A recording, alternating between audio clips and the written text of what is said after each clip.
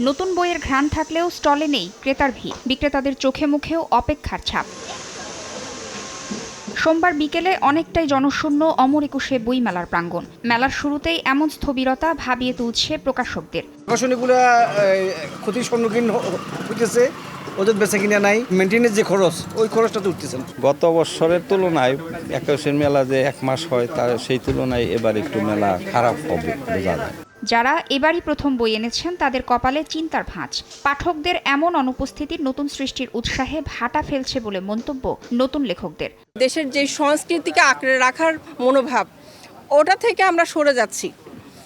আমার মনে হয় এই কারণগুলোর প্রেক্ষিতেই আজকে আমি এখানে ভিড় কম দেখছি, দোকানের পরিমাণও কম দেখছি, পাঠকের আগ্রহ কম দেখছি এবং লেখকের আগমনও কম দেখছি। দর্শনার্থী থাকে তাহলে আমাদের মেলাটা উৎফুল্ল হয়, অন্যরা আসার আগ্রহ পায়।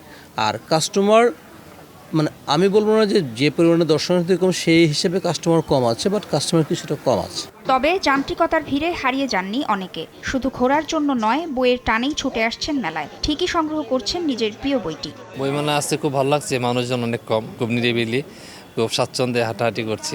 মোহাম্মদ জাফর ইকবাল স্যারের মহাকাশের প্রাণী বইটি কিনেছি। বেশি বই পড়ি এমন না, খুব পাঠক মনা না, কিন্তু আমার আসলে রবীন্দ্রনাথের সাহিত্যকর্ম প্রচণ্ড ভালো লাগে। ভালোবাসা পৌঁছে যায় ভালোবাসার টানে আপন ঠিকানায়। সুতরাং আমার যারা ভক্ত, আমাকে যারা ভালোবাসে, সমর্থন করে, তারা ঠিকই চলে আসছে।